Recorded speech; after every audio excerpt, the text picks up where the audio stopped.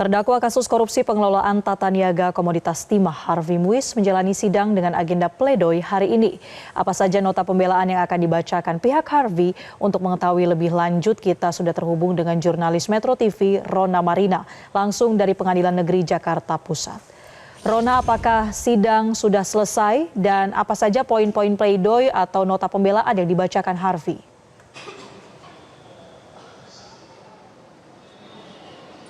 Ya, baik Marcel, terkait dengan sidang dengan agenda pledoi bagi terdakwa kasus dugaan korupsi tata niaga timah Harvey Muiz dan juga dua terdakwa lainnya ini memang baru dimulai kembali pada pukul 13.30 waktu Indonesia Barat.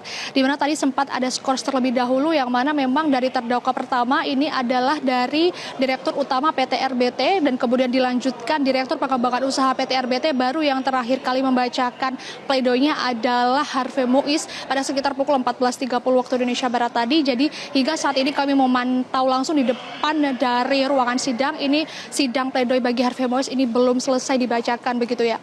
Namun kami tadi sudah mendengarkan beberapa poin yang sudah disampaikan oleh Harvey Muiz terkait dengan pledoinya hari ini. Di mana tadi dalam pledoinya ini Harvey Muiz membuka dengan membacakan di mana ia merasa bersyukur dan juga merasa berterima kasih kepada pihak-pihak, yakni mulai dari tim kuasa hukumnya, keluarga besarnya, dan yang tak kalah selalu disebutkan yakni adalah sang istri Sandra Dewi. Di mana Sandra Dewi ini memiliki peran yang besar untuk membantunya keluar dari tekanan dari mulai sidang pertama hingga hari ini, di mana ia juga merasa bersyukur memiliki Sandra Dewi yang sejak 7 tahun lalu ini sudah menjadi istrinya begitu ya.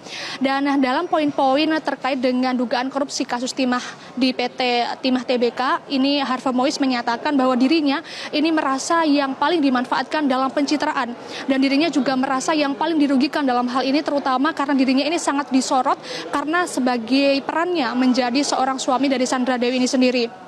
Harvey Muiz juga mengatakan bahwa niatnya untuk membangun PT Timah TBK ini adalah niat yang justru baik karena melihat potensi dari Kepulauan Bangka Belitung yang memiliki sumber dari timah yang sangat besar, maka hal ini harus dilakukan perbaikan-perbaikannya melalui PT Timah TBK dan juga pengolahannya melalui PT Timah TBK agar bisa lebih maju. Yang mana Harvey Muiz juga mengakui bahwa sebelumnya ini PT Timah TBK ini sempat hampir mengalami kebangkrutan. Namun karena perannya dan juga beberapa orang yang menggunakan cara-cara Harvey Muiz inilah akhirnya PT Timah TBK dapat menghasilkan keuntungan bahkan hingga sampai 1 triliun pada setiap 1 tahun begitu. Namun Harvey Muiz mengatakan bahwa justru rencananya ini atau cara-caranya yang dinilai tidak biasa ini malah justru menjerumuskannya ke penjara, sehingga ia juga mengaku bahwa ia juga mengklaim bahwa ada beberapa pihak sebetulnya yang ingin memfitnah atau iri atau merasa dilangkahi terhadap ia dan juga orang-orang tertentu untuk bagaimana caranya ia dimasukkan ke dalam penjara, padahal niatnya ini untuk membantu keuangan negara. Nah, meski demikian Marcel, ini tadi Harvey Muiz juga tidak menyebutkan siapa pihak-pihak yang merasa iri atau merasa bahwa ia memfitnah Harvey Muiz. Di sini Harvey Muiz juga tidak menjelaskan secara rinci karena di sini tadi Harvey Muiz mengatakan hal-hal tersebut dengan ekspresi yang hampir menangis begitu ya, terutama ketika mengucapkan bersyukurnya ia memiliki Sandra Dewi hingga hari ini. Dan selain dengan Harvey Muiz juga ini ada dua terdakwa lainnya yang juga membacakan pledoinya hari ini, yakni seperti Direktur Utama PT RBT Suparta yang menyatakan bahwa ia merasa tidak adil karena ia harus membayar ganti rugi kepada negara sebanyak 4,5 triliun rupiah. Padahal uang 4,5 triliun rupiah atau hasil dari dugaan korupsi PT Timah tadi itu sudah diberikan kembali kepada negara dan sudah dinikmati oleh negara maupun PT Timah itu sendiri. Jadi ia merasa tidak perlu lagi untuk membayarkan uang senilai 4,5 triliun tadi.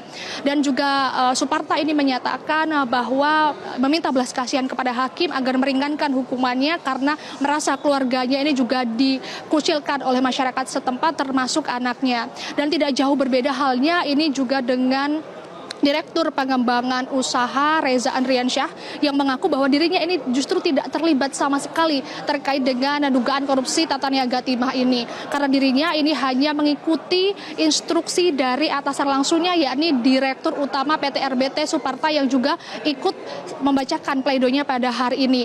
Dan Reza juga menyatakan ini bahwa ia ini sebetulnya hanya mengikuti arahan mulai dari ketika ia bertemu dengan Harvey Muiz, kemudian ketika ia disuruh untuk memberikan dokumen-dokumen tertentu, baik itu kepada Harvey Mois maupun pihak-pihak lainnya.